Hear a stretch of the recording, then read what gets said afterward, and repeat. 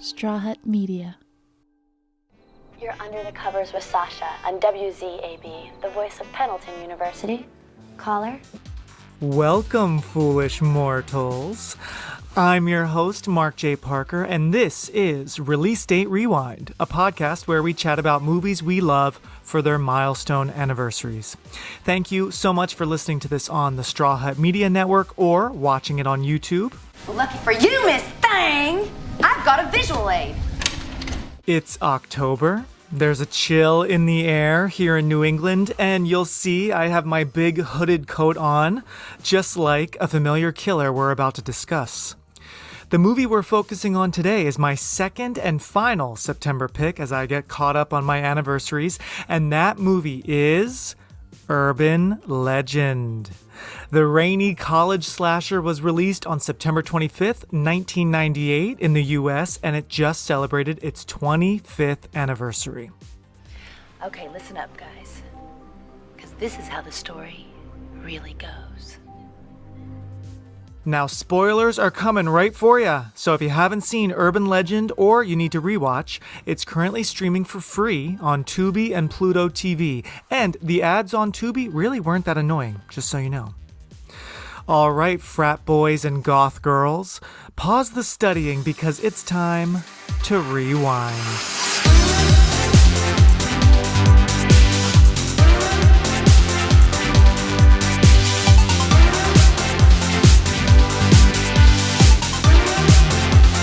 Okay, everybody, I am so excited, so honored to have these guys on this episode celebrating Urban Legend for its 25th anniversary. Please welcome from the Happy Horror Time podcast, we have Tim and Matt. Welcome, boys.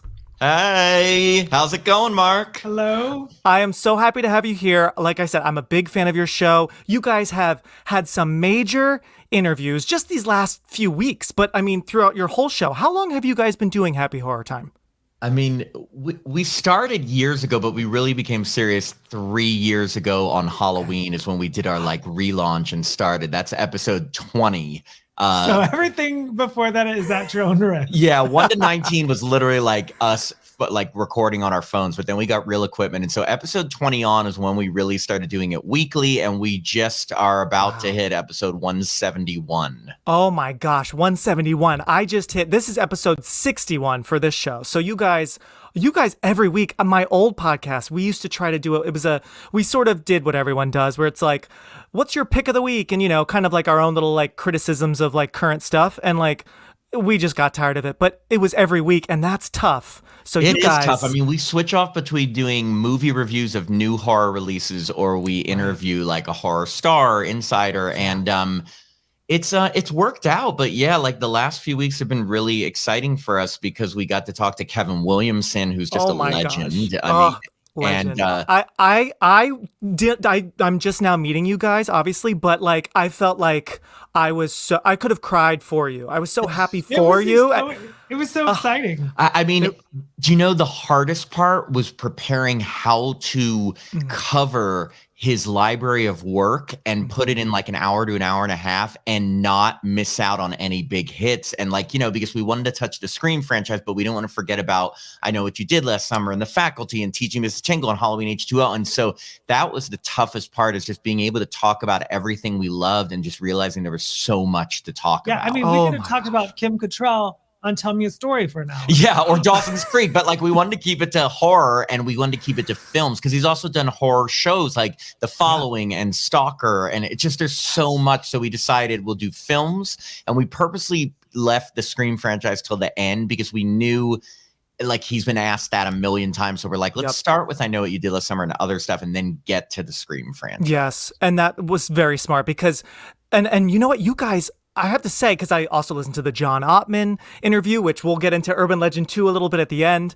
That was a really amazing interview. I know this week you just came out with PJ Souls. Icon. Yes. Oh my God. Icon. So for me, so Tim and I always battle about this on the podcast. My favorite horror movie of all time is the original Halloween's. Tim's is Friday the 13th. So we always, but like it had been my dream to speak to someone from the original Halloween. And, we're not quite getting Jamie Lee Curtis or John Carpenter, but PJ Souls is like just right under that. And so talking to her about Halloween and Carrie was amazing.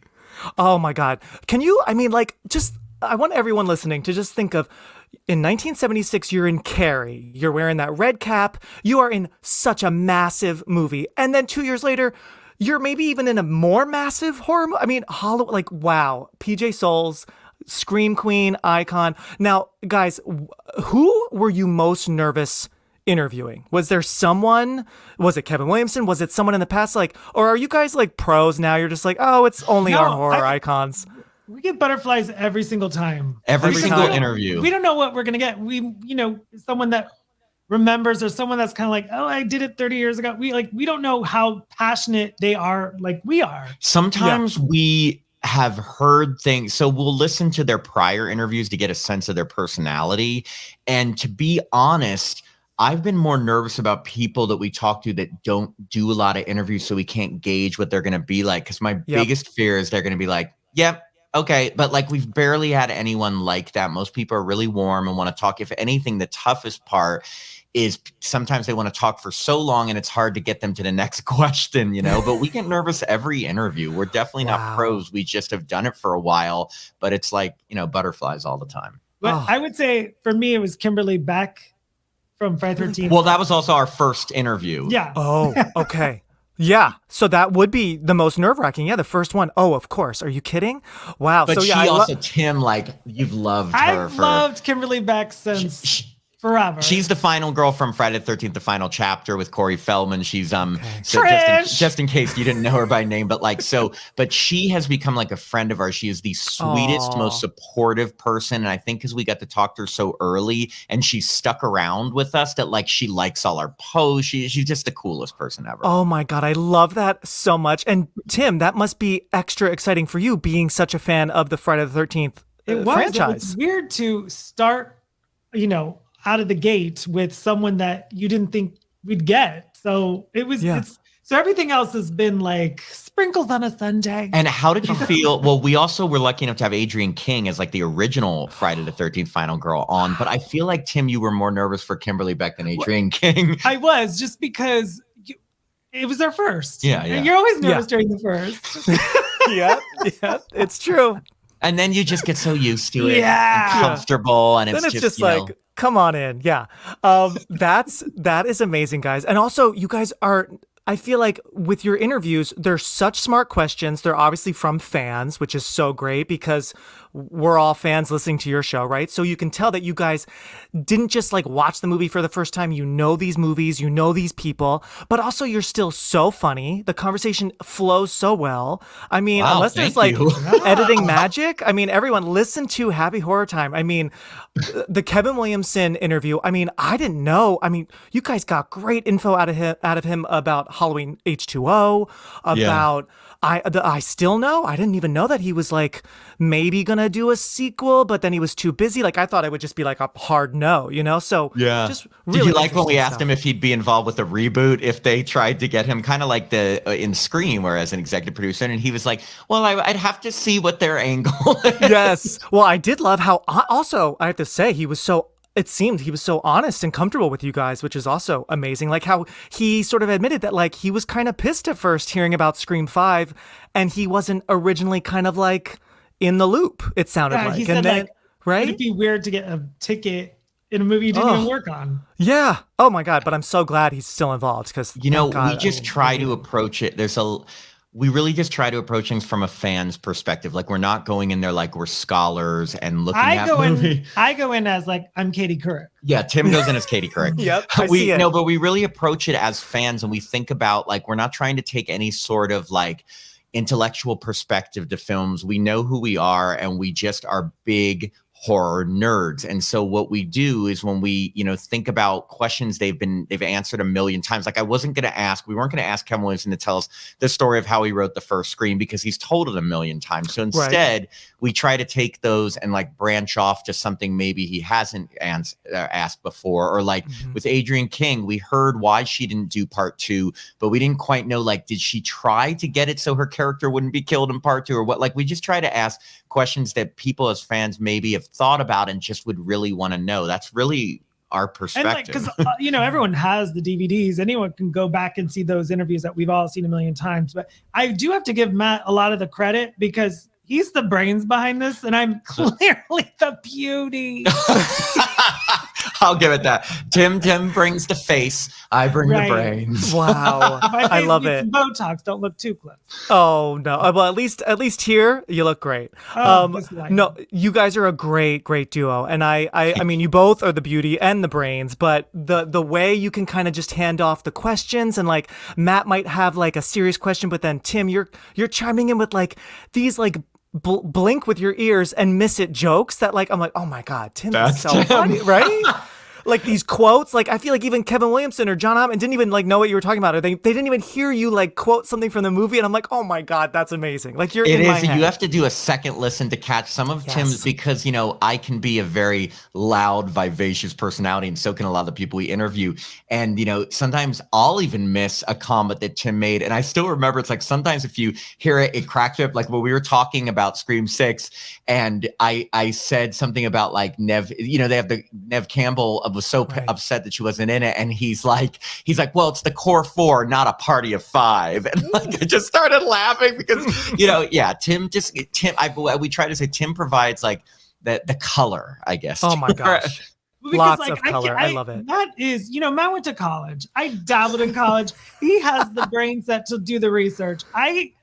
My attention span is TikTok. I can't. But Tim's selling himself short because the reason we vibe is because he can throw in a joke or a comment that I can riff on, that he then can riff on. We've been friends for over a decade. And I feel like for anybody out there who wants to do a podcast with a friend, you can't fake it. It either is there or it's not. And we were just lucky to there's never dead air with us. Like can you imagine if we were talking, we're like, oh God, I'm so scared of dead air. We never have that. Never. If anything, we're like talking over each other, but like you just need that chemistry, and we kind of recognize now. We're like, hey, this could be fun. So wow. Oh, now how did you two meet? You've known each other for 10 years. Did horror bring you together? Grindr. No, I've never been on Grindr. Funny enough, it's been actually like 13 or 14 years, but we met because we unknowingly were dating the same guy. No. Yes. That's I Know What You Did Last Summer, the book. Did you know that? Did you ever read the book? Yes. But at least this person didn't pretend to infiltrate us and then try to kill us because we'd run over their brother. Right. I'm still every night. No, I had met him. He was friends with a friend of mine, and then he was with someone, and the guy told me they were just friends, and then we started dating, and then he told Tim that we were just friends, and it was just kind of a mess, but Tim and I kind of bonded over realizing this guy was a liar, and then we realized we both loved horror, and it just went from there. And then I think you invited me to go see the movie The Roommate, right? Oh my God. Oh, with I was about to say Blair from Gossip Girl, but Leighton Meester, right? Yeah. Leighton Meester. I know her as Blair. And Minka Kelly, I believe. Yeah. Yes. Whatever happened to Minka? That's gotta be 2009. Yeah. Okay, probably so right around years. there. Oh my God. Yeah. Remember how that was like a brief thing? Like it's never streaming anywhere. You don't ever hear anyone post about it, talk about it. Like it's one of those movies that's like, that was fun. Time now. Last week we discussed folklore. Today we get more specific. This is what we call an urban legend. Contemporary folklore passed on as a true story. It's great also that I'm having you on because Kevin Williamson, this movie is very much inspired by Scream and everything Scream started. So would you call, now, 25 years later, would you call Urban Legend like a horror classic, a 90s classic? Would you use the word classic or no? Definitely. I call it a 90s classic. It is the epitome of 90s slasher film, and it's one of my favorite from that time. I mean, between Scream, I Know What You Did Last Summer, Urban Legend, those are the ones when at the faculty, when I think of late 90s slashers, Halloween H2O, those 5 always come to mind. Oh, yeah. Well, isn't it crazy how... So let's think real quick. Before this movie, we had obviously Scream, I know. Then 98 was like flooded with horror and like horror-adjacent thrillers, Disturbing Behavior, H2O, obviously Psycho. Urban Legend. We had the Psycho remake. Yep, I still know don't the put the faculty. Psycho remake in the same category. No! It was in the same glossy... Yep, it glossy. was, but it's just like... I never think of that as 90s because it didn't have like the group of teens. I know. It had that hot cast. Oh yeah, Vince Anne Vaughn, Heche Anne Heche, Julianne. I mean, yeah. I mean, you're right. It's totally up there. They're a little older, and they're a little older, just slightly. They're in their like late 20s. But then you know what it was? I feel like also it's obviously part of it because of the soundtrack. We had like the Rob Zombie. We had that like very Living Dead 1998. Girl. Yes, right, exactly. Which I think also was in Bride of Chucky, which was in 1998. So like, I just feel like if you were a horror film in '98 that had a Rob Zombie song in it, then I feel like you're all in the same family, right? But yeah, we had a ton of the quote unquote Scream knockoffs. But you know, and did you guys see Urban Legend in the theater when you were kids? 5 times. Yeah.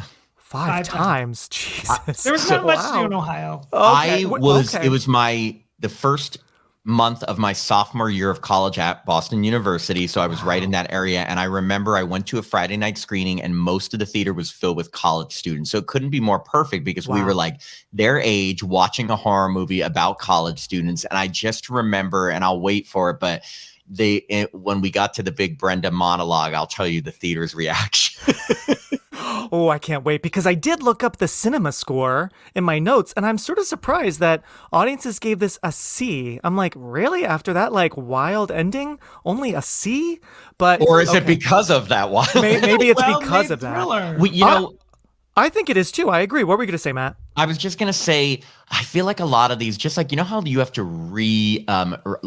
reappraise certain movies from the past, and a lot of movies, like even the original Halloween or Friday the 13th, you know, when they first came out, they were just panned by critics and then people reappraised them. I almost feel like some of the 90s knockoffs, because of course at the time everyone was thinking, oh, they're knocking off Scream and it's not as good as Scream. Well, yes, but now years later, we can look back on them and they each have like their own slightly different identity, and we can look back at them as like part of almost like a movement or an era of horror. So I feel like, you know, people would rate it a lot higher today. I think so. I don't know. Oh, yeah.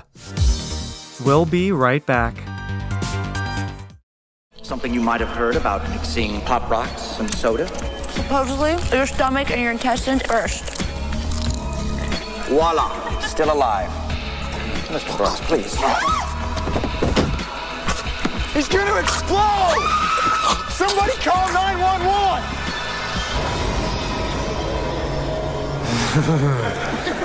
Yes, Scream, obviously, and even I think both of them are superior to this film, but this film is so much fun. And telling the scary stories and then like actually like making them come to life, I think is so fun. I thought it was fun then when I saw it in the theaters with my dad. And then I remember I was on the bus the next day going to school and telling my friends about it. And someone in the back of the bus, this jerk, said, "Shut the fuck up, Mark." And I just remember, because I was that kid on the bus, you know, on the way to how middle old were school. you? You're a little younger than us then.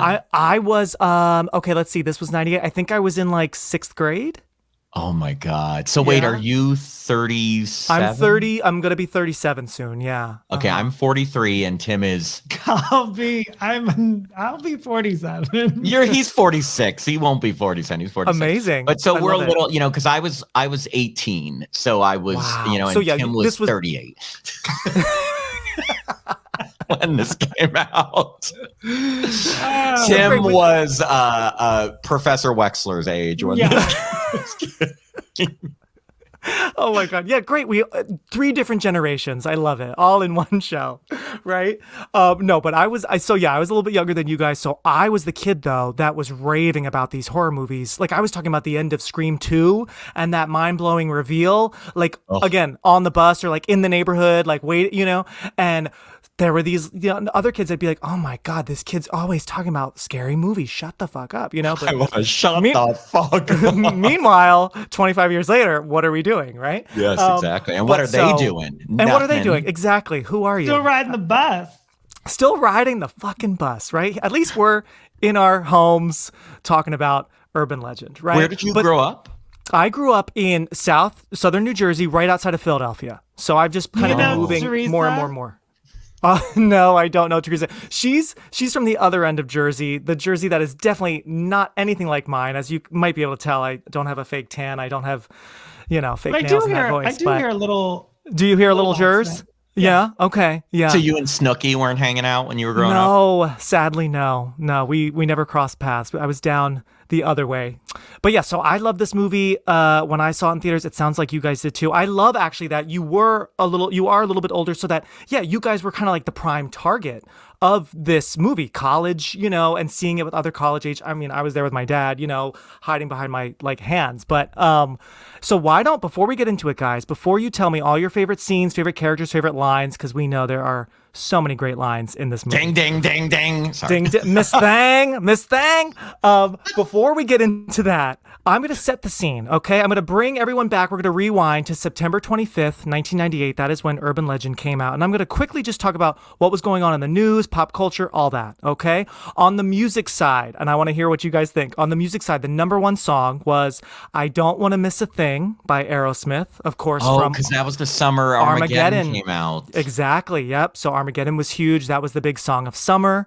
Other top 10 songs. Do you remember Crush by Jennifer Page? I sing it all the time. We sing that all the time. It's just a little crush. Yes, exactly.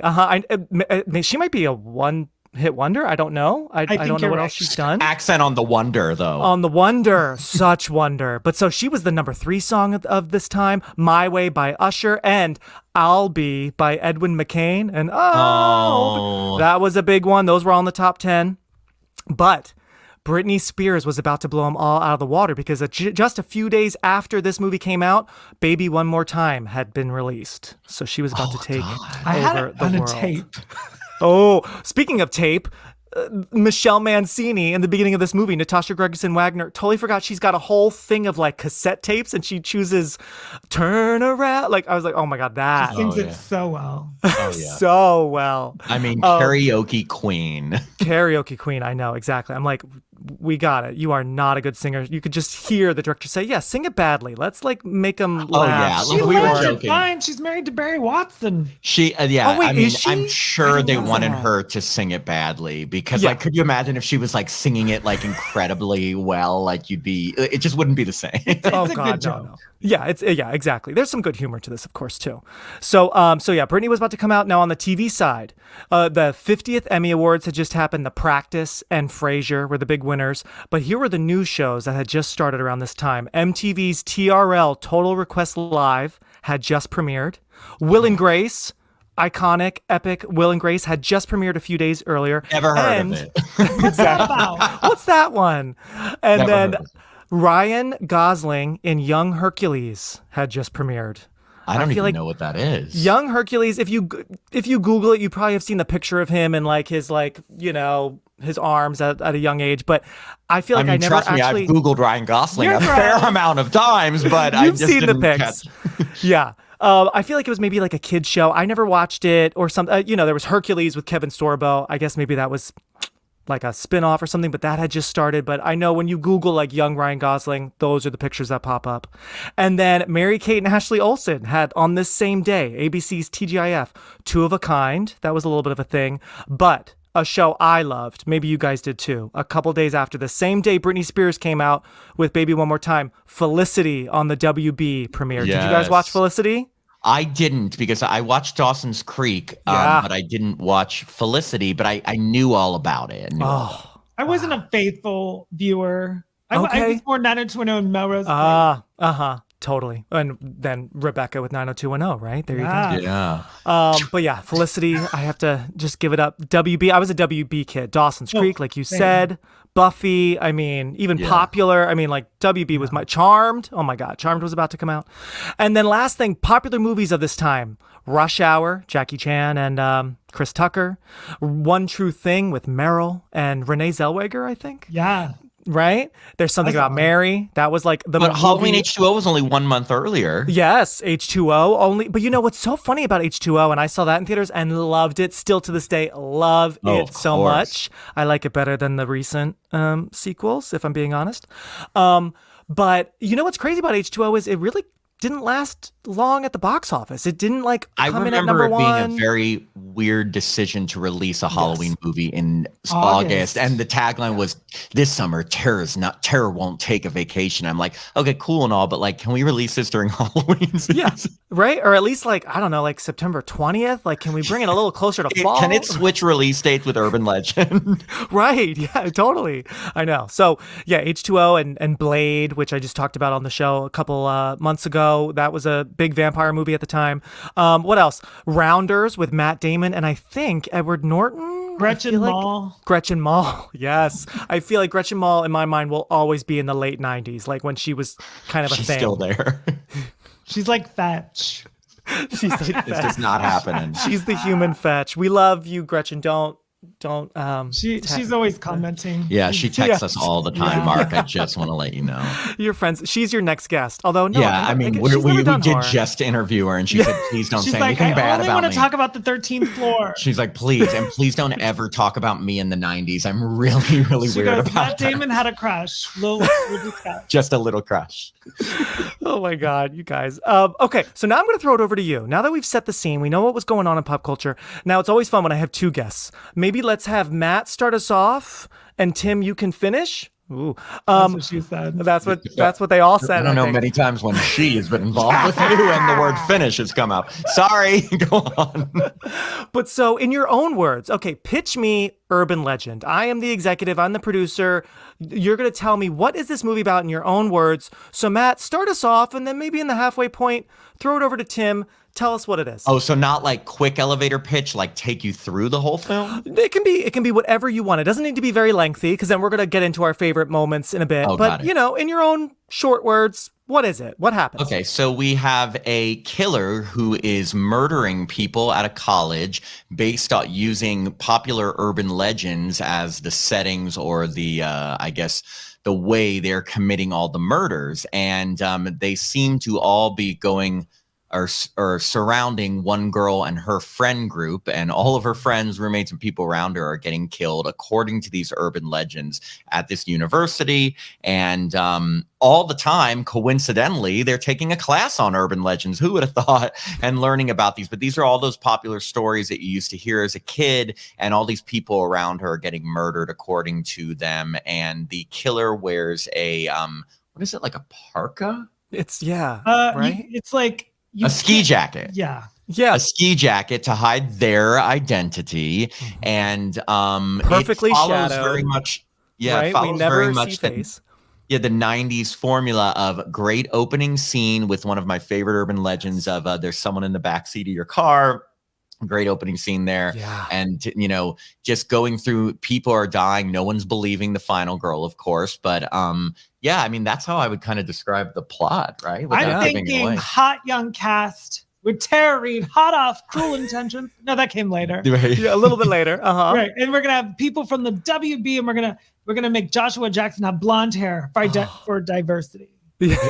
There it is, the summary of the plot. Yes, exactly. No, I read, speaking of weird trivia, that Joshua Jackson's hair was blonde because he had it blonde in Cruel Intentions, and he wanted to keep it blonde in case they had to do reshoots or continue shooting that. So that's why his hair is blonde in Urban Legend. That's so interesting. I was wondering, and I'm glad because I love blonde Pacey. I love blonde Joshua Jackson. I think he looks great in Cruel Intentions, and so that's so interesting. So he kept it. I wonder why he thought there were going to be reshoots for Cruel Intentions. I think like at the time, so many people, including myself, were bleaching their hair.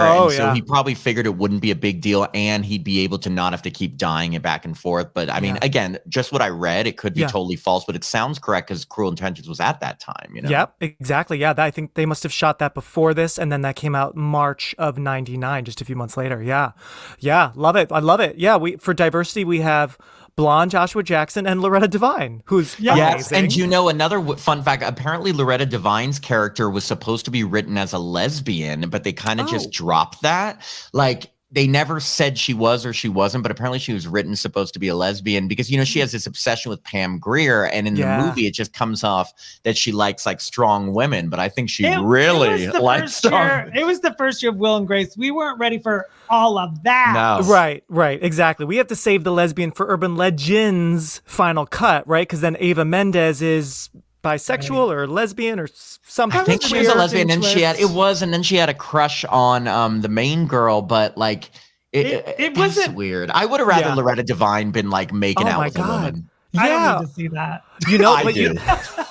I would see it. I'm okay with it. But, I feel like what would have been fun is Loretta Devine Reese is on the phone with her wife, much like LL Cool J's on the phone with his wife or girlfriend in H2O, right? Like, that could have been fun. Oh, also, and she's writing a romance novel? And she's writing in her car, like in her security guard car, she's like jotting down notes. But also my brain, especially the 1998 Horror Connection, in an alternate universe, I view Reese is LL Cool J's wife on the phone, and they both are security guards at school. We found out who it was. Oh my God, this is the crazy. Yeah? So we found out the voice of his wife is the woman who played the therapist. And did you see The Boogeyman that came out like 6 months ago? I didn't see it yet. You're not missing much. But the girls had this therapist, and she is such a serious character. So when we found out that actors played them, what kind of melons you talking about? Like, girl, I was like, oh my God, because in Boogeyman, she's like, now I want you to, it's just totally different characters. She's got like a fun name. It's like Lisa Gay. It's something gay. Something gay. Oh, and that's all we need. Oh, yeah. Yes. Gay. Yes, I know her. Okay, that's her. Interesting. That is her. And I'm even matched it up because I couldn't believe, but it's her. She has the voice of the wife that LL Cool J is talking to, and she also plays this really serious therapist in Boogeyman. So congrats to Lisa Gay, because that's quite a range. Such range. Oh my gosh, that's so funny. Yeah, I know who you're talking about. Does she have short hair? Yes. Or at least sometimes? Yes. Wow, that is... So she really put on that voice. Interesting for H2O. That's so interesting. Also, by the way, it's funny how I'm saying H2O, because I even made an effort this year, because I actually just talked about the movie on a Friends podcast for its 25th, and I tried to say H20, because like H2O isn't a thing, but maybe because I listened to your show, and even Kevin Williamson would say H2O, I guess. Wait, was it ever not known as? I've never known it as H20. It makes perfect sense to say H20. But I've never heard it as that. I know, isn't that crazy? But it makes way more sense to say H20. Oh, of course, but since the get-go, it's just said H2O, when it's like water. There's nothing to do with water. The O is not like above the 2, like, yeah, but it's just funny how all of our brains just go to H2O. Anyway, I digress. But so yeah, let's talk about the cast. And so this is written by Silvio Horta, his first screenplay. I'm sure he was inspired by Scream. I mean, even in your own words, the way you guys describe this, just take a few words out. Scream was a killer, takes popular scary movies, and now this takes popular urban legends. So I mean, I'm sure he, like all of us, was inspired. In the movie, by the way. He's a student, right? Yeah, he's behind Michael Rosenbaum, or no, behind Alicia Witt. Yeah, Alicia Witt in the classroom scene when they're doing the pop rocks. Oh, fun, love it. Okay, I love that scene too. We'll get into our favorite scenes. Fun. Also, another fun horror connection. Neil H. Moritz, I believe is his last name, producer of I Know What You Did Last Summer, produced this. So he was very much, in the teen Scream universe, and first-time director. And first-time director, Jamie Blanks. Yes, only 26 years old. Valentine. Yeah, I mean, first-time director. Valentine. What a great movie, at least for us horror nerds, to have as your directorial debut. I mean, my God, to jump into the horror craze in the 90s and to direct urban legend, that's pretty cool. Exactly. Oh my gosh. And you guys probably know this. Now, have you seen there's like an urban legend documentary that's only on the Blu-ray that's like $50 right now. It's like crazy how expensive the Blu-ray or 4K, whatever it is. But there's like an 8-part urban legacy, I believe, documentary. Have you guys seen that or no? No, we actually have the DVD, and it has no special features. It just has the trailer. We have the DVD. We've had it for so long. Yeah. I'm not surprised, right? Isn't there a Shout Factory Blu-ray? Yes, but that has nothing to do with what you're talking about, right? No, I think that maybe is what it is. A lot of the cast and crew came back. Peter Bracke, I think, was the man behind that. The special features. He wrote, have you heard of the book Crystal Lake Memories? It's like the definitive Friday the 13th I have, book. yes. Yeah, okay. so he wrote that book, and he's also done a lot of special features on Friday the 13th movies, but apparently he's done them on other horror movies. I think he did Valentine and Urban Legend. Wow. Amazing. Yeah, I'm a fan of Valentine as well. And it's fun that Jamie Blanks directed both. Someday, Tim, you're going to have to walk me through the Friday the 13th franchise, just because, I love horror, and that's actually one of the few franchises that I don't know very well. Maybe because for me it's a little repetitive, but I feel like since you are an expert and a fan of those, I'll have to like message you and you'll have to tell me like your favorite ones. That's why when he said Kimberly Beck, I didn't see a look of recognition on your face. I could tell. I was like, I know Adrian, right? And I know Friday the second one is with Amy Steele. Amy Steele, of course, April Fool's Day. So I mean, I know some of them. You know, I know Corey Feldman was in one or two. One of them? 4. He was in 4, but was he in 2 films or just 1? He had a cameo in part 5, but he just a cameo. But mostly 4. Okay. I know. I'm talking like I know. He was Tim filming Goonies. I've learned so much from Tim, and we've also had now 15, I think, going on 16 different Friday the 13th alums as guests on the podcast. So in order to interview them adequately, I feel like my knowledge of the series has increased, whereas Tim has always had this incredible knowledge of Friday the 13th. Mine, through our interviews, I've learned so much. We've had to watch Friday the 13th Part 2 because we had Russell Todd, Amy Steele, John Fury. 3 stars. He's not going to know the names of them. We had the final girl, the final guy, and one of the co-stars on, so we would rewatch. I'm sure I know their faces. Time. Yeah. Oh, totally. Okay. Yeah. You want to do your homework. They are the legends we've all heard. Gang members drive around at night with their headlights off, and when someone goes to flash from their high beams to warn them, they kill them. The stories we've all told. Guy and a girl, and they're parked out in the woods. The guy steps out, and the girl starts to hear these scratching noises. It's her dead boyfriend hung from a tree. Yeah, speaking of conventions, have you guys been to Spooky Empire in Orlando? Have you ever done that one? No. Okay, I'm going to that one. This is the 20th year. I'm going later this month. It's in Orlando, Hollow Weekend. My new short film that I still need to finish is screening there, and they have a big list of fun horror celebs. Robert Englund from this movie, and of course from Nightmare on Elm Street. What short film What's is it that? about? Oh yeah, I have made a few horror shorts. This one is called Cast and Kill. I love that title. Instead of Cast and Call, Cast and Kill. And it's a casting director's night from hell. An actor that he brings in doesn't care about auditioning. He cares about killing. So where can we see your short films? A lot of them are online. I'll send you a link. That's so nice, guys. Yeah. Are you the final guy? What'd you say? Are you the final guy? Are you in them, or did you just write direct? No, I write, direct, produce, cry over them because there's so many issues. Like right now, I'm like, please, let's just get the sound mix done. We shot this one like a while ago, but I've made fan films too. I made a Scream fan film that almost has 100,000 views on YouTube, which for me is, I think that's pretty amazing. And then I made a gay I Know What You Did Last Summer sequel last year that I put on YouTube earlier this year. Is it called I Know Who You Did Last Summer?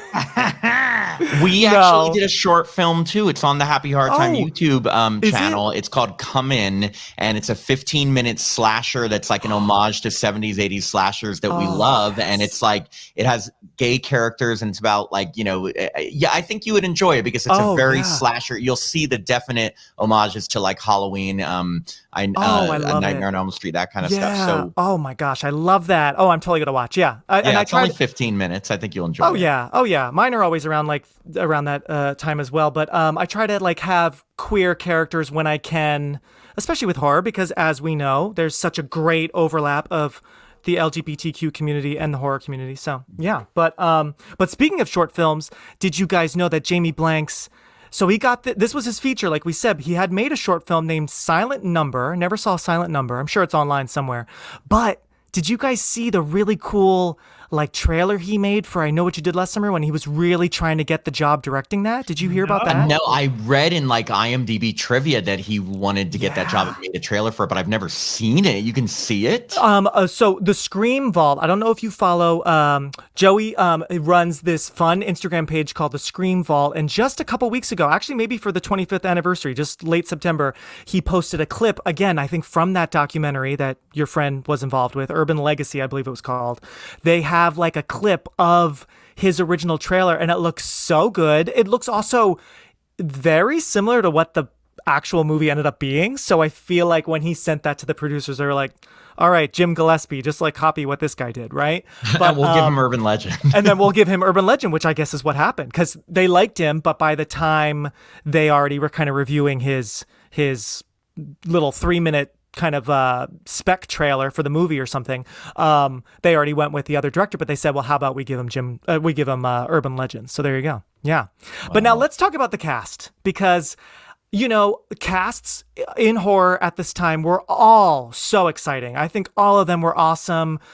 Every group in these movies, but this group, I have to say, is pretty, not that it's better than the others, but it holds a special place in my heart, I think, because everyone's so cute, everyone's so fun.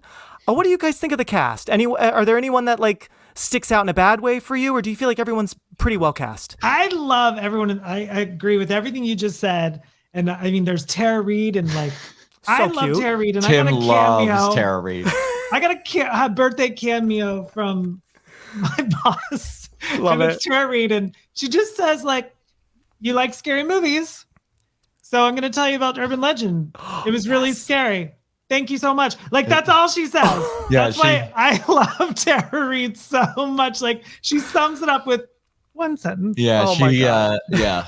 Tara Reid is a standout for Tim. I think for me, I remember being excited that Jared Leto was in it because I remembered him from My So-Called Life. Not so excited that apparently he refuses to talk about this movie now, because that's just annoying. But yeah, I'm not surprised. I thought Alicia Witt was a great choice for the final girl, because I know this is going to sound ridiculous, but can you name many other redhead final girls? Thank you. And I think about it all the time. And that's why I'm so glad we actually finally got a redhead in Scream 6, because why are there not more redheads? I feel like maybe in the 80s we saw more redheads, and you're right, especially for a final girl. It was such a convention, or I guess that a brunette had to be the final girl because blondes were too blondes fun had and to die. ditzy. All the wrong things to judge people by hair colors. But I guess back then even a red-haired girl couldn't be a final girl. So it was nice that they had a red-haired girl. Yeah. And I just think she's good because she seems responsible and resourceful. And I thought Rebecca Gayheart was great. I mean, she really is convincing as just the fun, flirty best friend. She just plays that well. Watching the movie, knowing that Rebecca Gayheart is the killer, I just spoiled it. But we're gonna spoil everything. Watching it through that is so much better. It really is. Tim and I were watching it yesterday just to prepare, and it's every decision she makes, when she reacts, and we would look at each other and be like, because I just killed them. Yes, I know. I was doing that too on this latest rewatch. Always looking at her for her reaction, especially when Alicia's character Natalie is telling Brenda about her past with Natasha, and they killed this guy, and we know okay, that's her fiance, because that's her whole motive. But how she's just and by the way, her fiance is the cop at the very beginning of Bride of Chucky. Yes, he is. Good so memory. Cute. Yes. So cute. I know. It's funny how isn't it funny our horror loving brains, and especially at this time, we can just tell, the second you said he was also in, I could immediately picture him in the police hat in Bride of Chucky. I love it. And I don't know what else he's done. Could you picture him outside of the police hat and the uniform? but only here. It's only these two movies. I don't know what else he's done, but at least these two, I'm he's a star. I know. Oh, I was just being gross. Sorry. Yeah. That means out of that means uniform. naked. No. But what we're forgetting is this movie also has 3 horror legends. We have Robert Englund as a professor, and it's a great role for him because he's not Freddy Krueger, but he's still this imposing kind of almost creepy sort of professor with this just aura to him where he's scary. So it's perfect for him.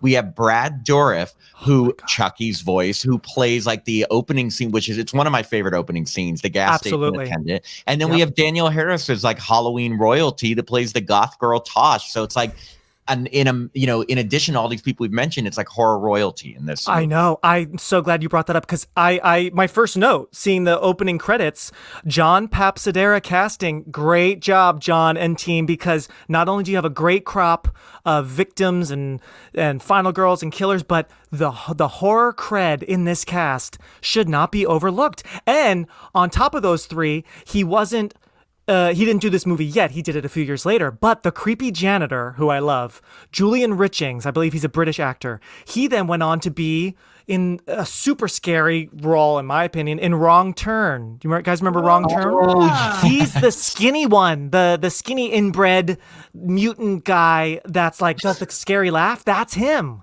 Yeah. That's hilarious. I did not Good know eye. that. Yeah. Oh yeah, yeah. So yeah, great horror cred. And I have to say, Danielle Harris, she scared me then as Tosh, and she still scares me today. She is so scary. I wanted her just to have one scene where she wasn't.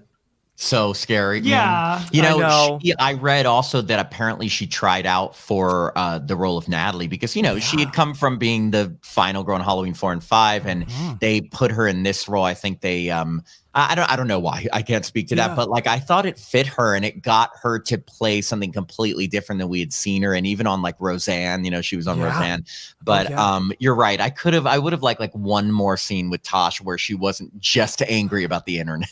Yeah, she is so angry, and the music, and I guess also the first time we see her, she's having sex with her. Yeah, and it looks not enjoyable. Maybe because it's she has leather sheets or something, and I'm just oh, she just gives me also talking about the she heebie-jeebies. didn't care to all she wanted was the light off. She didn't care that her roommate was in the room while she was fucking her boyfriend. She just needed the light out, which is couldn't she be hey, okay, we're gonna continue this tomorrow? She's right. No, she'll just fuck her boyfriend while her roommate's asleep. If I was Natalie, I would hightail it out. I don't ever want to be in the room when someone's doing it, unless it's Brad Pitt and George Clooney. Right, exactly. Unless the couple is not goth for goth, that's the name of the website she's on. Goth Girls into Lithium?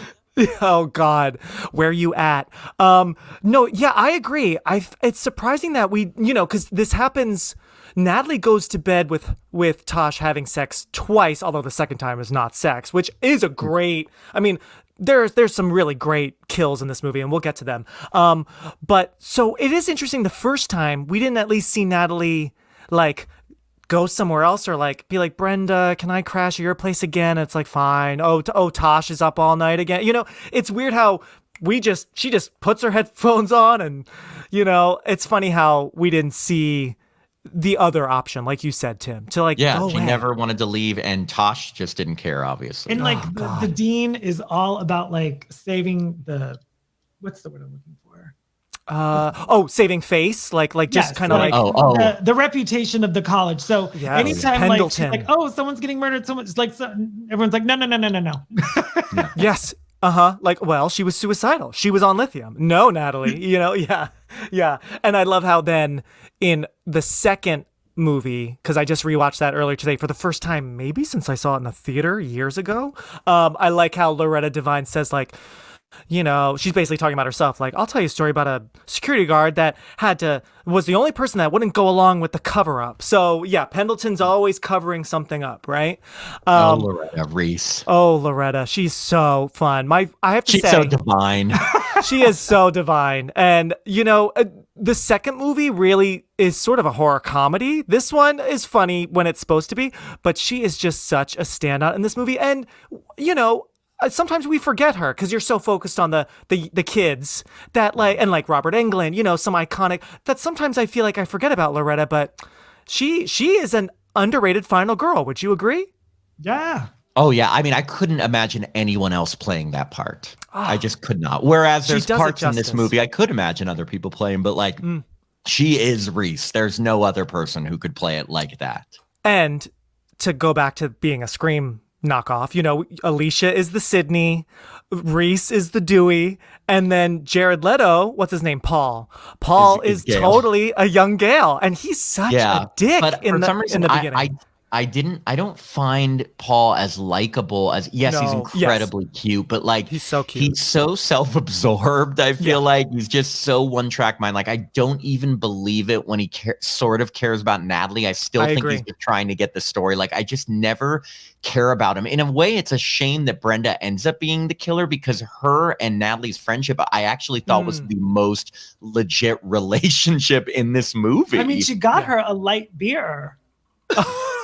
Except that we so were glad talking you about brought that this. up. The way Natalie just goes and like Max with Paul when she knows her best friend has a crush, and I'm like, that is just not. You don't do that to your friends. It's just not okay, Kim. I know. And, maybe because Natalie's like, her mind's in all these places, her friends are dying, or is she going crazy? I mean, but yeah, that was pretty bold. And I'm so glad you brought up, because I actually had to rewind. I'm like, I guess I never, in all my years of watching this movie, I probably have seen it close to 10 times, I would assume. I never caught it's light. Like, wait, what?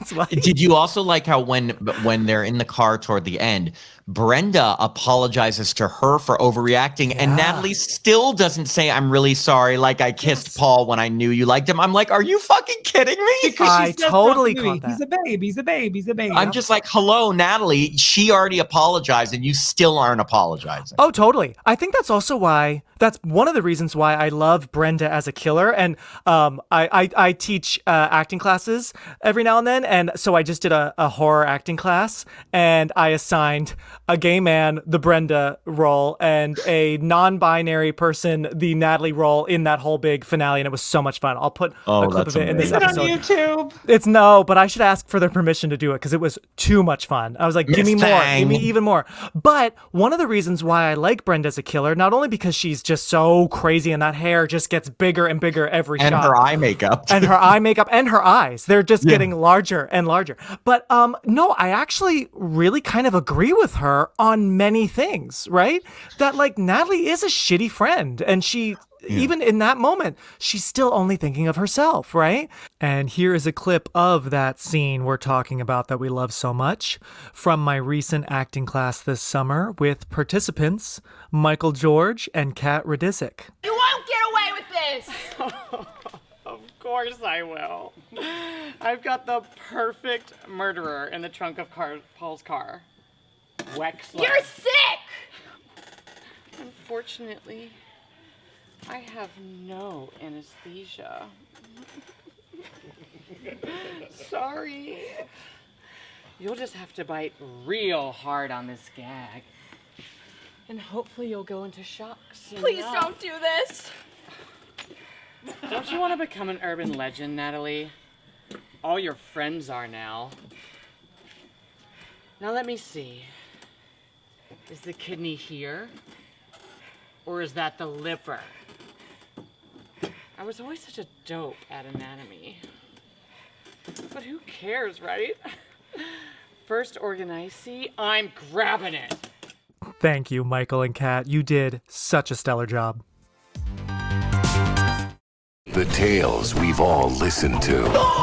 Isn't there another story about a guy with an axe hiding in a woman's back seat?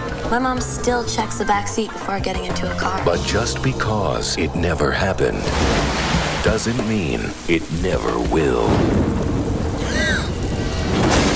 You should have just gone after the two girls, like the innocent friends of Natalie's. Like, obviously, that was a little bit of a stretch. I get it. We needed a movie, and Brenda wanted to use a bunch of urban legends. But really, just go after Natalie and Michelle, right? That's her name? Yeah, Michelle. Exactly. Yeah. Why not?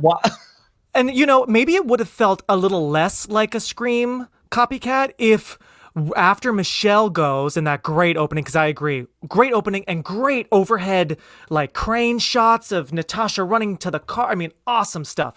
But what if then after that, like it's kind of just focusing on targeting Natalie, and then friends maybe get in the way? That maybe would have felt slightly different in a good way, Tara Reid was probably the one I felt the worst for, because the two guys, Damon and what was Michael Rosenbaum's name? Parker, they were kind of dicks. So they played jokes and stuff, but poor Tara Reid just wanted to do her radio show. Yeah, and Sasha's got her radio show with her silent, maybe queer male friend.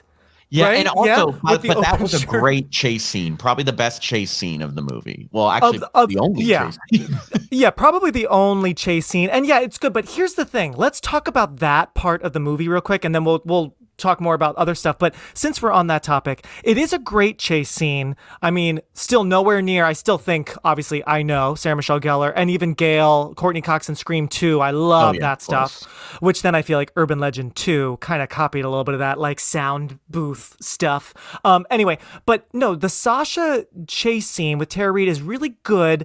But did you guys on this latest rewatch get the vibe that like between that and then Michael Rosenbaum's death, I almost feel like someone said, cut some of this stuff because like we're running out of time. Like to their time. Like I just feel like the movie doesn't stop.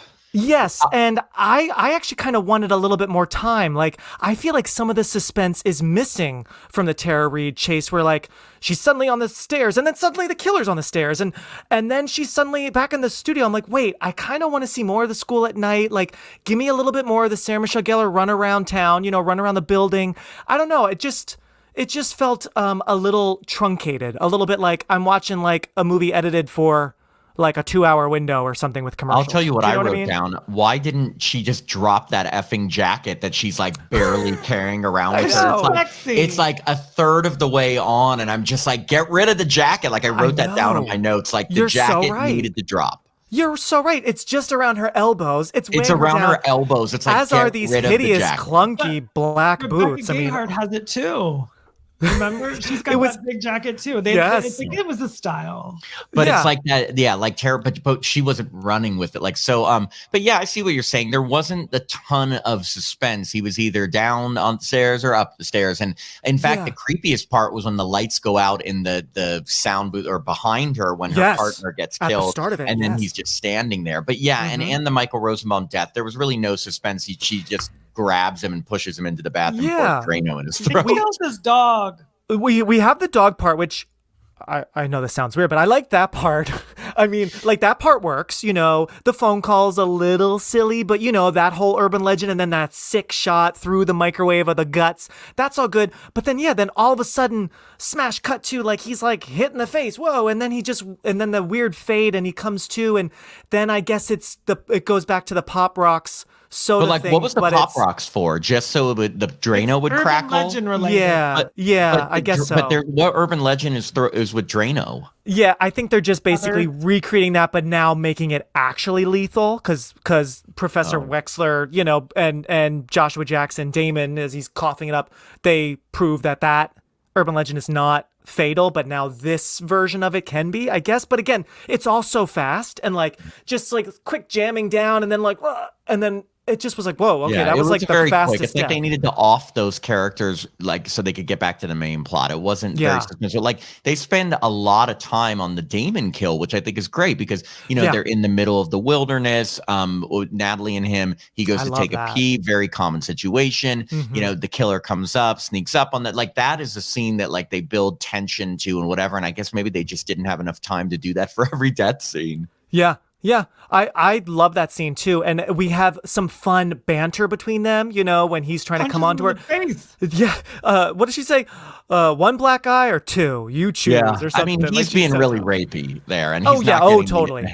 He called her a bitch. You know, really, there are no good guys in this movie because, as we said, Jared Leto's sort of a total asshole, and even when they're getting close, it's like, I don't like this, right? And I kind of wish actually at the end, like Tim said, the dean is just always trying to save face. But I didn't think Robert Englund, the professor, he was just a little creepy, but he didn't really necessarily do anything wrong. No, right? He's probably the best guy. Him and the janitor. He was pissed that they broke into their office, as any professor, I'm sure would be. Oh, absolutely. And I love that scene. And I feel like they're little kernels of copycats to I Know What You Did Last Summer and Scream, where I think it's Natalie like opens the door in his office, like a closet or something, and sees the coat. And I feel like that's just like I Know What You Did Last Summer with Sarah Michelle and yes, exactly, right. So there are little things like that, you know. I thought of the best male character in this, in terms of the most respectable, was Brad Dourif's gas station attendant. He was just trying to help her. If she listened to him, she'd be alive. You're right, actually, and it's so funny.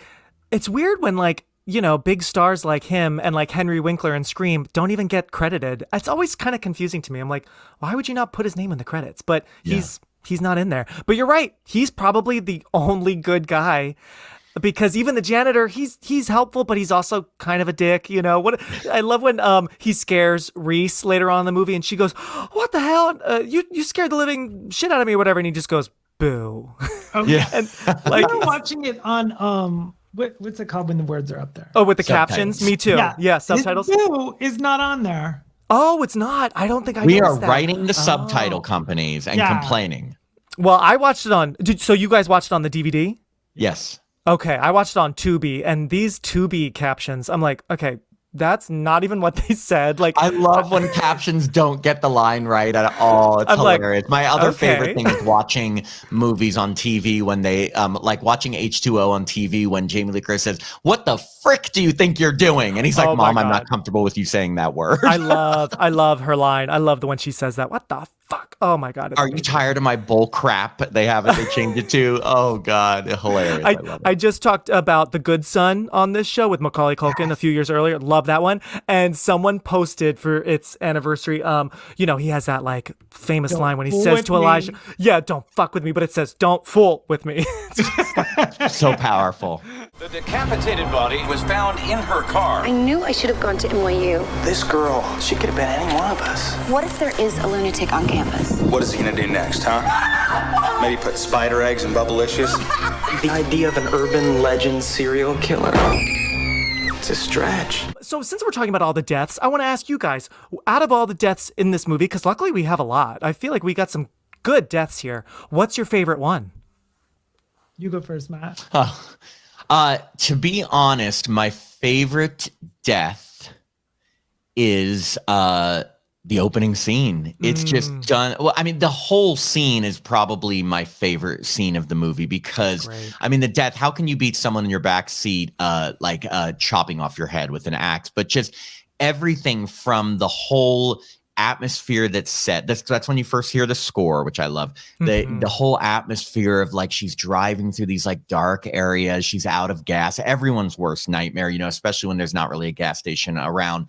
The rain, the creepy gas station attendant, and then, you know, as a viewer watching that and seeing that the whole time you think the person she should be afraid of is really the one who's trying to help her. And then as she's driving away, like there's nothing that like makes your blood go cold than thinking someone's behind you in your back seat. So the tension is just great, and then the shadow and the lighting on that scene when she rises up in the back seat and then just axes her head off. Just the whole scene is just done so well, and it's probably my favorite death because, like you said, a lot of the deaths they get a little sloppy. Like even the professor getting run onto the tire spokes was a little sloppy. Which is that an urban legend? No, like, that's why I was like, is that the urban legend of getting your ankles your Achilles heel cut in a garage? Like, no, I don't know. I mean, the Joshua Jackson one was the closest to another really good urban legend, so that's my second favorite. But just nothing beats the someone in the backseat for me. He only wanted one.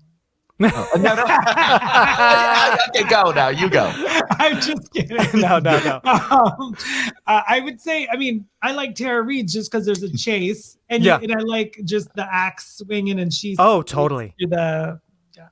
Apparently, you know, I had read, and maybe, and I know the iconic, and it's so funny, again, going back to my dad, seeing this, he said, as soon as we see it's Rebecca Gayheart as the killer, when she rises up in a very kind of Michael Myers, you know, sit up behind Jamie Lee, although, you know, when she's revealed, my dad whispered to me, I remember he said, "I knew it was a girl because of that wave." I'm like, Dad, that wave could have been anyone. I'm like, what? I was like, okay. Because it was like a feminine wave? I guess, yeah. But it's so funny how I remembered, even as a kid, I was like, okay, anyone can wave like that, Dad. Shut up. But no, that's a good composer. Christopher Young also did Nightmare on Elm Street 2, Freddy's Revenge. Yes, love that one. I actually think that one is so scary, actually. That one I think 2 is, because Freddy is so in shadow. That was like the last one where like, you know, we didn't see so much of Freddy, where he kind of went a little bit more comical. I think 2 is so good. And yeah, he also, I think he composed Hellraiser. So he's got some big... The original? The original. Mm-hmm. It's the composer Christopher Young, I think. Yeah. Right? Yeah. So he's got some good horror cred. But no, maybe you guys saw this too. Apparently, Tara Reid has said, maybe in a cameo for someone else, that the axe was real, and that the stuntman, I guess, felt comfortable using the real axe, but like he's chasing her with a real axe. So I don't know. maybe I mean, it could be. accurate? Like, I mean, I will say I also read an article where Jamie Blanks was saying that he purposely didn't show gratuitous violence. Like, easily they could have shown a decapitated head of Natasha in the first scene, or you could have seen the axe going into Tara Reid, but he wanted to kind of hold back on the violence, which I respect. I will say, like, maybe they could have shown a little bit with the Tara Reid thing. I think the reason it wasn't my favorite is because you see so little. You just see someone swinging an axe. You don't see any reaction at that point. Like, I'm not saying I needed to see her being chopped apart, but like, I think I wanted a little bit more. She didn't even mention that scene in her cameo. I know. Don't ever get another cameo from Tara. No. Or pay extra for like another you're like, do I get the I want a story about the axe. But I agree with what you're saying, because on this latest rewatch, I even paused it with the Natasha car scene.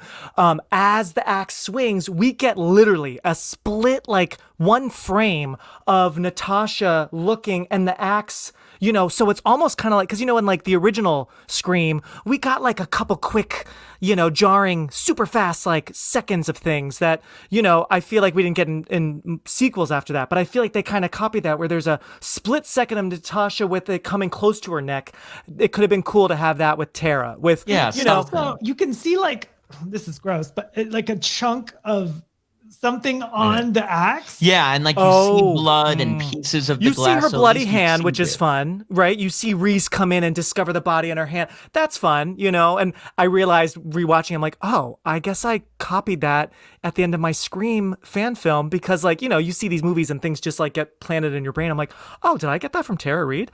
But Which do you prefer? Do you prefer Scream or I Know What You Did Last Summer? Oh God. Oof. Both are so good, but I mean, it's gotta be Scream. Totally. It's just so, I mean, watching Scream is like watching like us. It's like watching people like me talk about, these movies that they love. But I know it's like going home. It's like going home. But I know, at least the first one, I have a soft spot for I Still Know. I never saw the third one, but I know is, I think, a really well made, it's an awesome like setting, nautical, coastal. I still love it so much. Oh, love it. Yeah. But I mean, nothing beats Scream. Scream 2 is actually my favorite. Scream I 2 actually is, like Scream 2 more than Scream. It's just probably so my good. favorite horror sequel. I mean, I do love Wes Craven's New Nightmare. I think that one, very meta, of course. It was really solid, but Scream 2 is so much fun. Yeah, I like 1 and 2 Urban Legend more than Scream and Scream 2 combined. Do you? Okay. You are out of your mind. No. Is that real? Oh my God. Okay. I was going to say like, okay, His favorite Halloween is Resurrection. Just kidding. The call's coming from inside the house. Could it be an urban legend?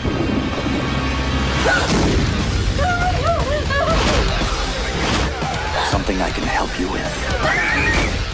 Now, have you seen Urban Legend 3 Bloody Mary? Yes. I haven't seen that one. Any good? Decent? No?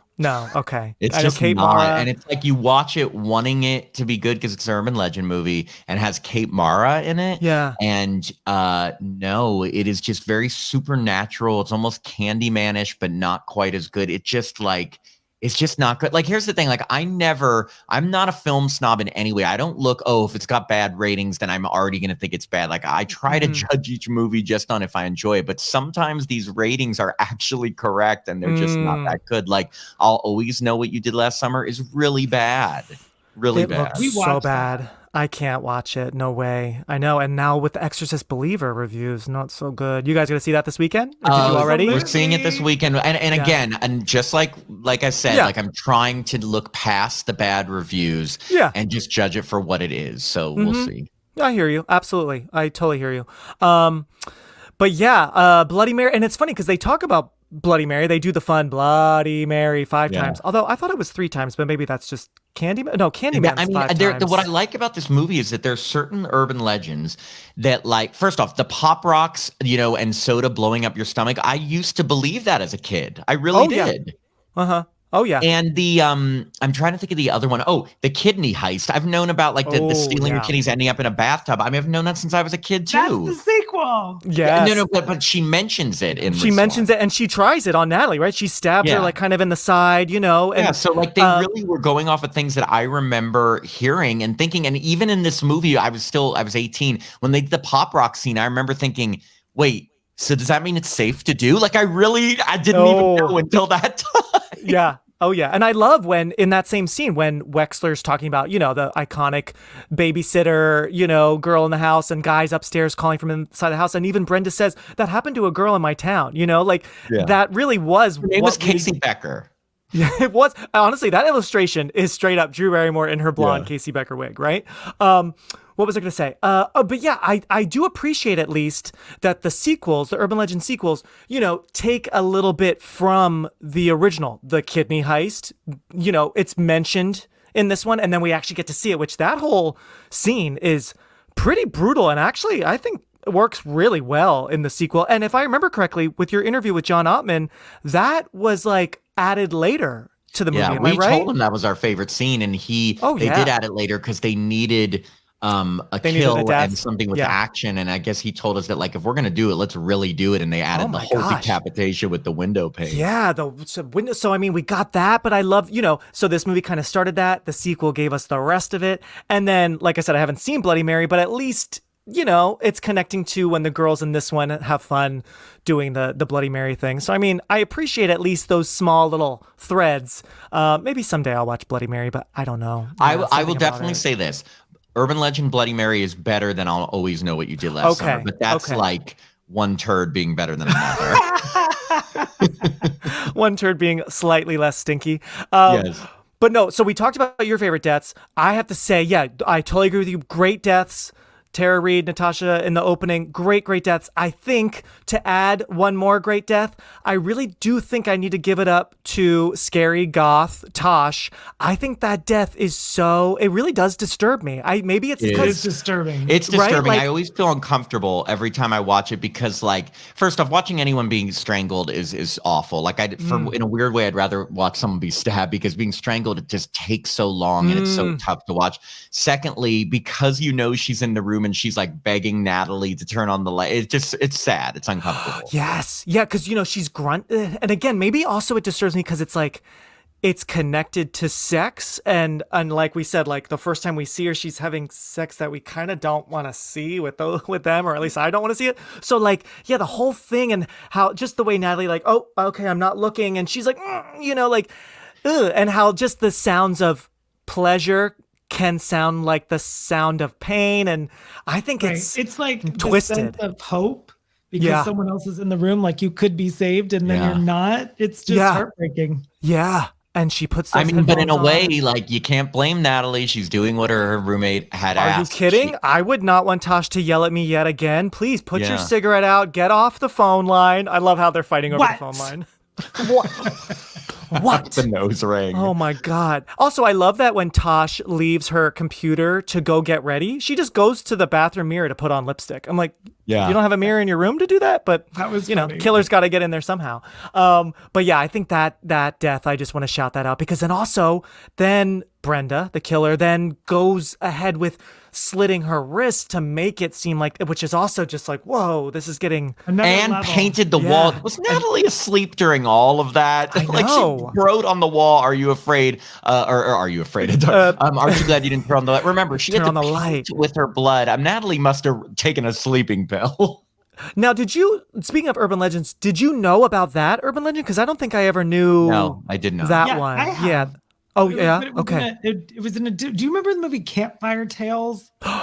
I love Campfire Tales, and that inspired my first short, which then Final Cut, Urban Legends Final Cut, talks about the girl and her dog. Humans Can Lick Too. I had heard that one. That's deranged, and that's in Campfire Tales, and like burned into my brain. That was so disturbing. But yes, was the Tosh death, the blood on the wall, was that in Campfire Tales too? It was when she woke up, the Humans Can Lick Too was on her mirror. On her mirror, yes. Mm-hmm. Yeah, because I had heard Humans in the Can same Lick vein. Too. Yeah, but I hadn't heard. Yes. Yep. Totally. Yeah. Wait, that can one we, is so because we spooky. have to talk about Brenda's monologue at the end. 'Cause we Yes, haven't I was gonna touched that, say. and I just Perfect. have a lot to say. Let's please. So before you get into that, I want to ask you, do you guys remember, try to go back to your first time watching this movie. Who did you think was the killer? Because I actually think they do a pretty good job for a bit there. It's like, is it Professor Wexler? Is it Paul? Is it creepy janitor? Could it be Brenda? Like, I feel like there were enough people, because other slashers, I feel like you're like, okay, it's pretty obvious. It wasn't so obvious for me, but was it obvious for you guys that it was going to be Brenda? I thought it was Wexler, or I thought it was going to copy Scream and it was going to be Jared Leto. See, I thought actually it was going to be Damon, and when she finds him hanging at the end, he's going to open his eyes because they do such a close-up on him, and I was waiting for him to open his eyes, and I thought because he's the prankster that he had put the whole thing together. I remember thinking that, so when it wasn't him, even I remember clearly when I was in the movie theater and they show him and they just really keep that shot on him, and I'm like waiting for him to move, and then he didn't. So I was like, oh, okay. I am so glad. You literally are in my brain, because every time I see that shot, it's like I forget for a second. He's so well lit. The camera's staying on him a bit too long. We're a little too close where you just imagine like he could easily just open his eyes. Exactly. I am right there with you. I thought that for sure. I'm like, oh, it's Damon. When Brenda was, I think I figured it out when she finds her laying on the bed, because I thought that was too perfectly propped down. I was like, okay, maybe she put this together. But I really didn't think it was Brenda up until the very, very end. She's really convincing, especially the great misdirect of her, like the person coming out in the pool with the ski coat, and you think Brenda's the one in danger. So they do a good job of that. Yep. For me, I can't remember if it was the first time I saw it, but at least now when I see it, I can start to, I mean, obviously I know who the killer is, but I can start to feel it when she pops out. They're in the rain. There's so much rain in this movie. I've noticed there's so much rain and there's so many car scenes, but I'm okay with it. It works well.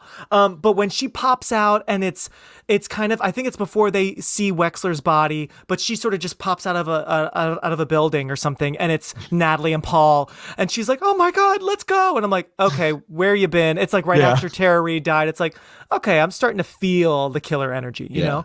But yeah, so she's lying on this bed in Stanley Hall where this massacre was 25 years earlier, right? She sits up, punches, I was about to say Brenda, punches Natalie, and now we have our killer. So tell me your thoughts, guys. I mean, it is a performance. When I first saw this, all I remember is that the majority of the theater was laughing hysterically during her monologue because it's so over the top. Yeah. And the way she brings a projector and a slideshow, I have never seen a movie where the killer prepared a slideshow visual to make aid. their big declaration. Yeah. And people were literally laughing in the theater. And the way she delivers the lines like dang, dang, dang, like it was so over the top that I remember when I first saw it, I thought it was the most ridiculous thing ever.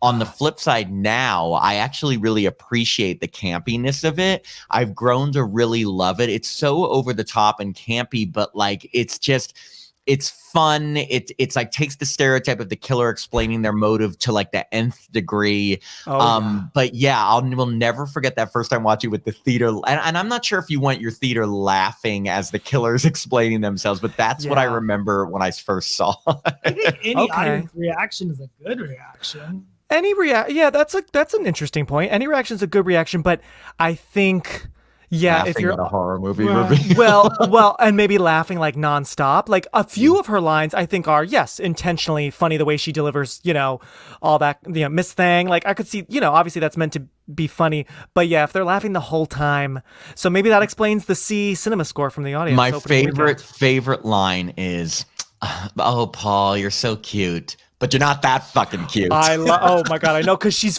falling for him, and it's she's staring. The way she's just staring with those huge eyes at him, you're like, oh, is she falling for it? Like, is he gonna get to her? Falling. Yeah. But I love it now. I love it. I went back 5 times. Like was like, this movie's just so over the top and fun, and I had the soundtrack, and I was I love that you're here, Tim, because you might be the only one I know that.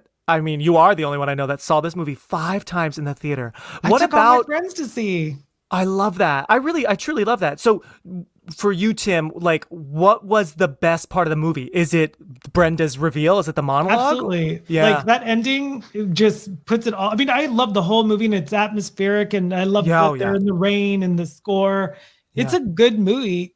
But like as obviously we're gay men, so we appreciate big stuff like that, like over the top.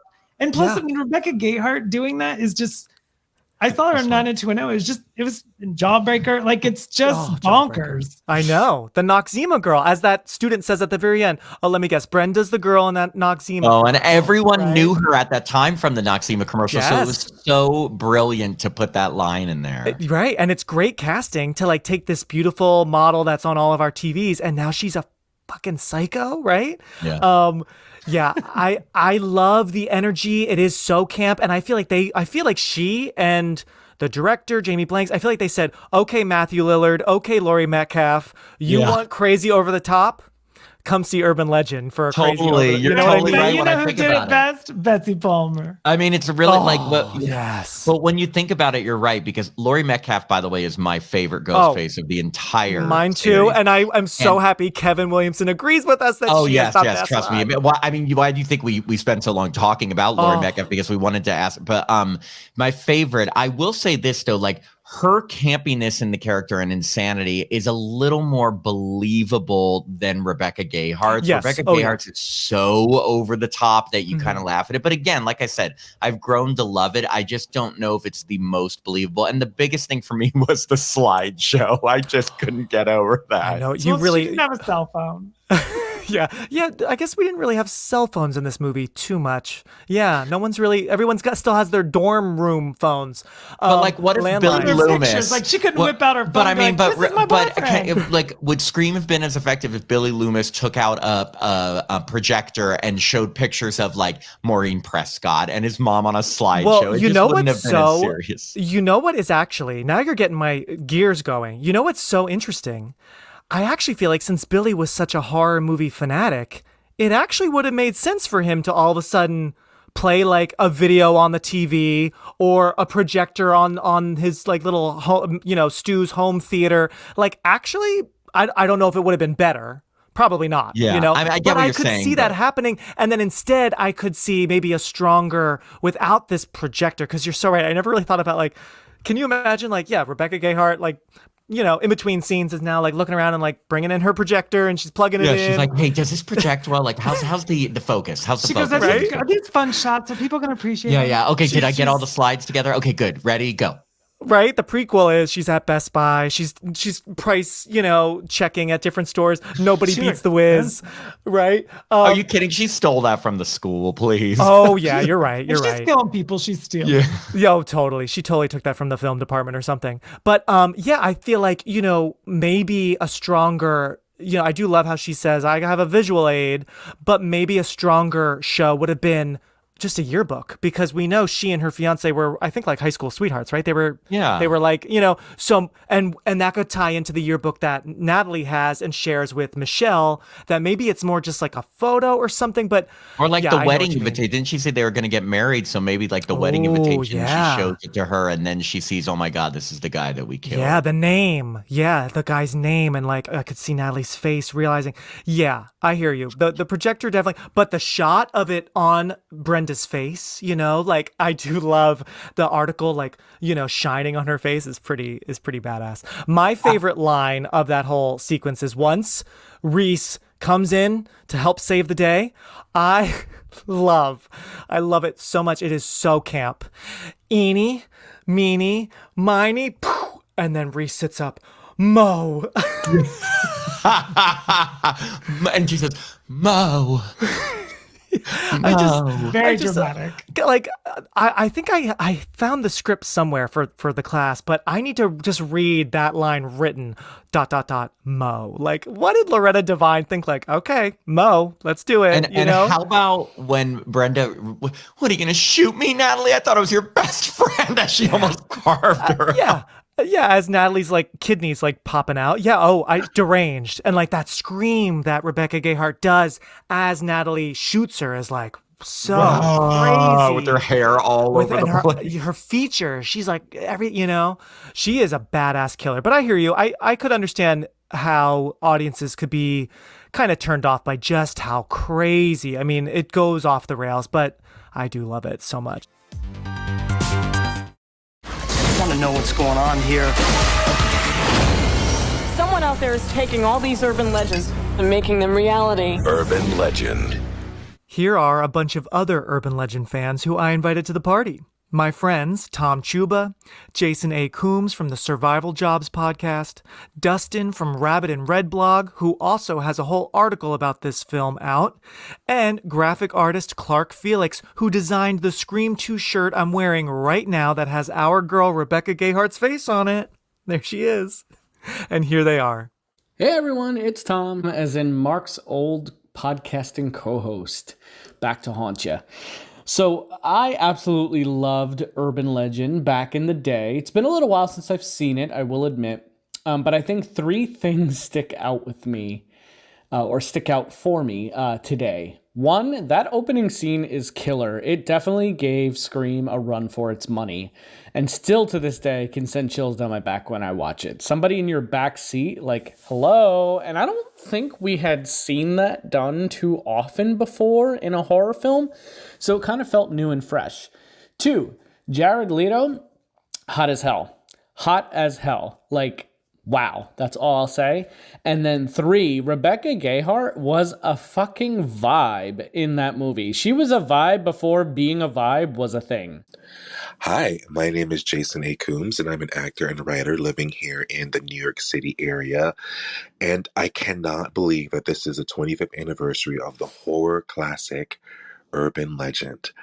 Out of the many post-Scream horror teen slashers, Urban Legend always stood out to me, not only because of its interesting, fun, and engaging plot device of the actual, urban legends, but for its pure badassery with its female characters. Can we give it up for the horror villain queen, Rebecca Gayhart, and her unhinged but perfectly campy performance, especially in that third act? The bigger her hair got, the wilder her performance became. I also stand for the iconic Loretta Devine as a Foxy Brown-loving, murder mystery-solving Reese who actually saves the day. Let the women do the work, y'all. There are so many great scenes in this film, but the roommate being murdered and the message about aren't you glad you didn't turn on the light always leaves me shooketh. Plus the Joshua Jackson car scene, justice for Pacey, and time's running out, but I'll just end this voice note with the King, Robert Englund, y'all. Doesn't get better than having a horror legend like Freddy himself in this film. I'm looking forward to my next rewatch. Hey, this is Dustin from Rabbit and Red blog, and I'm happy to be here to celebrate Urban Legend's 25th anniversary. I never thought when I was watching this movie as a kid that I'd be talking about it on a podcast 25 years later, so that's pretty cool. It's always been among my favorites. I think it's a really fun film to watch in the fall. I sometimes hear that people think it's just a Scream knockoff, and yeah, it does follow the same format, but I love that style of film, so that doesn't really bother me. For me, Scream, I Know What You Did Last Summer, and Urban Legend are like the perfect trifecta of 90s slashers, and they all bring something fresh to the table. Urban Legend is a slasher whodunit. It has a meta angle to it. Instead of horror movies, it focuses on legends that these characters are privy to. And I think it works here because, this was before the internet became huge and you could just research anything. They're all amazing, especially the female leads. Rebecca Gayhart just kills it, literally. My favorite moment is definitely Tara Reid's chase scene. To me, it's up there with Helen's and I Know What You Did Last Summer and Gale's in Scream 2. And of course, I can't forget to give Loretta Devine a shout out as Reese. She's hilarious and really fun to watch. Really glad she was brought back for the sequel. So I did a write-up on 25 facts about Urban Legend to celebrate its 25th anniversary, and you could check that out at rabbitandred.com. Hey Mark, it's Clark with Clark Makes Art 87, and I was stoked to hear that you were covering Urban Legend for the 25th anniversary, because I can still remember seeing the ad for this one back when you had to check out the newspaper for playtimes and pleading with my grandma to take me. Of course, I was only 11 at the time, but I was already obsessed over films like I Know You Did Last Summer and Scream, so this was a must-watch for me. Even though I didn't win that battle, I know I definitely saw it as soon as it was available to rent, and it did not disappoint because it's campy fun and it covered the only stories I was then interested in reading about, which were, of course, urban legends and folklore. The kills, the setting, and Rebecca Gayhart with her crazy hair and even crazier eyes are all iconic. When I got the chance to add this movie to my horror combat lineup, I knew immediately it had to be our lovelorn psycho queen Brenda Bates versus the sassy campus security Reese Wilson, because it was their performances that stood out to me in this classic 90s teen slasher.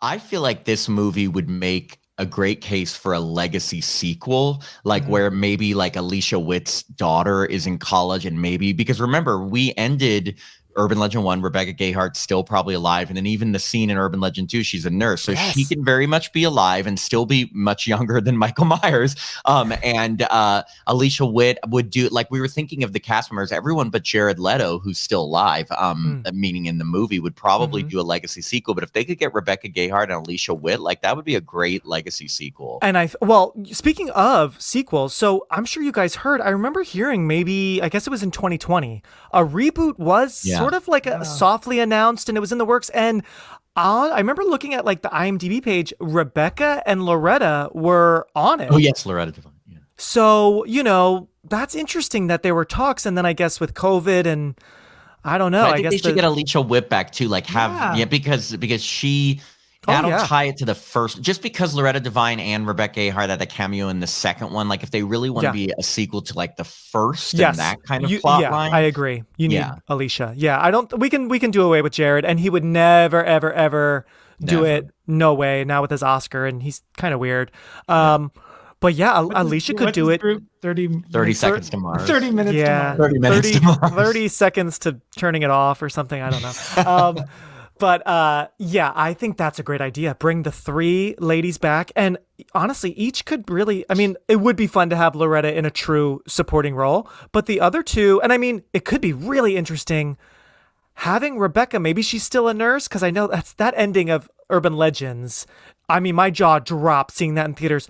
Literally, the credits are rolling. We see her. What does she say to him? She says, you and I have a lot, or we're a lot alike. And then she looks at, right? And then she's just walking him down the hall. Like, how random. But yeah, that could be fun if she's now like, I don't know, a school nurse or something. And it could be interesting spending more time with her. In this movie, they talk about Robert Englund being the sole survivor of that massacre that happened. So why can't they be talking about Alicia Witt? Maybe she's working at the school, the sole survivor of these killings. Yes. And like, you know, Brenda shows, I don't know, there's just so many possibilities where they could have those characters back. Oh my gosh, I'm envisioning Rebecca Gayheart. See, Rebecca Gayheart's hair isn't as, it's kind of like Carrie Russell from Felicity. I feel like it's not as like springy as it was back, like something in 1998. Curly hair really had a spring, right? Aquanet. Now it's a little bit more wavy, but can't you imagine? Like, yeah, I like your idea. Alicia works at the school. And maybe it's a different school. She wouldn't work at the school. She wouldn't work at Pendelton, right? Different school, but we're keeping with the fun college vibe of 1 and 2. And maybe kind of like Laurie Strode with seeing Michael Myers, especially like in H20. You know, maybe she's still seeing Rebecca Gayheart like on the campus, and then like someone passes and she's gone. Like, that could be fun. Yeah, you know, I mean, in the hood. Even Rebecca Gayheart they could do a Scream where there's two killers and Rebecca Gayheart's the Mrs. Loomis that comes back, but really there's another killer among the students that's also killing. She's students. recruited. You know, someone. They need a young cast also. With totally. And I love Kevin Williamson's original idea of Jill surviving the end of 4, and then we were going to follow her as kind of like this anti-hero lead, you know, for 5. That could be interesting. Yeah, to have Rebecca back in some capacity. Oh my gosh, Killer versus killer. Killer versus killer, yeah. I bet Rebecca would do it. I bet Alicia Witt would do it. She's done The Walking Dead. She's doing Hallmark movies now. I mean, Alicia was, I think, just recently on The Masked Singer, so, you know. So she'll do it. Yeah. And no shade. I mean, I used to I would do watch that. Yeah, right. So I mean, that could be really fun. And seeing the 3 of them with then, you know, new leads. I love it. I think it's great. I don't know. I have a whole book on urban legends, but I've only really reread the ones that are like featured in this movie. But I mean, there are more out there, but I don't know. We'd have to really think hard about which legends you want to do, unless we just kind of copy a couple from this one and then a couple new ones, you know. You can't really like sick an alligator in the sewer on someone, you know, like, so you'd have to like be a little creative with new urban legends, but yeah, that could be really fun. Have you heard the one about the microwave?